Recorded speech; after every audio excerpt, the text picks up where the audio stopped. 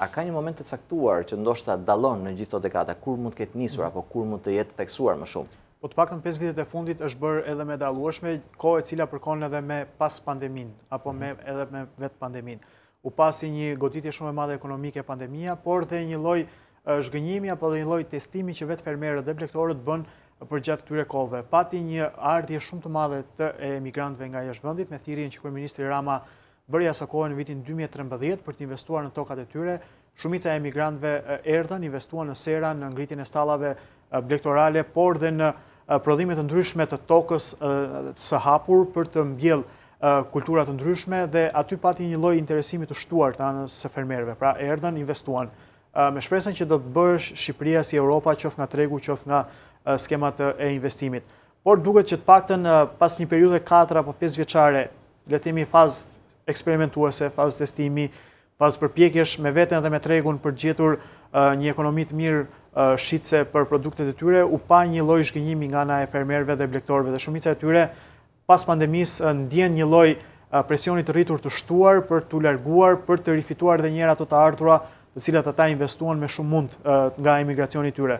Kështu që mund të themi që 5 vitet e fundit kanë qenë shumë të vështira për sa i përket fshatit dhe fermerëve, ku aty ka nisur krisja më e madhe. Kujtojmë që në kronikat e transmetuara nga 2CNN kemi pasur fermerë cilët kanë pasur tokat e tyre bujqësore në Myzeqe, kanë shkuar drejt Gjermanisë për të shtruar profesione të ndryshme si shtrim pllakash apo mirëmbajtje të shtëpive, të vilave apo mbjelljes tapetave të barit. Pra një profesion i kundërt nga ajo se çfarë kishte ndodhur në Shqipëri. Kemi shumë të tjerë fermerë cilët po ribëjnë edhe një herë dokumentacionet e tyre për në vendet e Bashkimit Evropian, Greqia dhe Italia kryesisht.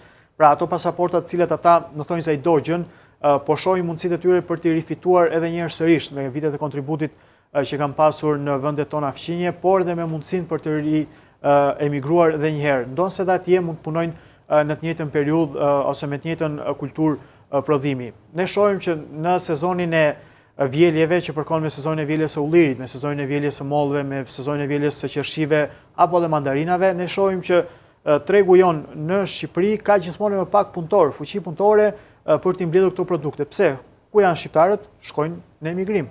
Zona e Korçës shkon drejt Greqisë, padyshim dhe zona e jugut drejt Greqisë. Kemi fermerë të tjerë cilët zgjedhin Kroacinë, Malnezi, qoftë dhe Italinë për të punuar edhe këto 3 muaj vere apo edhe këto 3 muaj dimri, pasi me një pagesë mesatare 80 deri në 100 euro, ata do të mund të justifikojnë dhe të mbulojnë gjitha humbjet që kanë pasur përgjatë gjithë sezonit të tyre. Ne transmetuam po ashtu dhe pak javë më parë në emisionin Hotspot, cilë bëjmë një cikël reportazhesh, një fermer i cili parashikoi se si 2 ditë përpara stuhisë 3 hektar të tij me lakra mund të përmbyteshin dhe mund të shkatërroheshin. Dhe ndolli e tillë. Pse? Sepse kanalet kulluese mbeten për të pastruar gjithmonë në kohën e fundit apo atëherë kur ret bien mbi qytet apo mbi fshat dhe nis angazhimi nga ana e strukturave, por gjithmonë më tepër mbetet një lloj mungesë menaxhimi, edhe sa i përket aksesit që këta fermerë duhet kenë, qoftë tek kanalet kulluese, qoftë tek pompat cilat bëjnë shkarkimin e ujrave, apo dhe tek digat mbrojtëse për fermerë. Ne kemi fatmirësisht shumë lumenj dhe liqene që furnizojnë tokën tonë bujqësore me ujë, por që ato kthehen në një rrezik në momentin kur klima dhe moti kalon ato kapriçot e tij.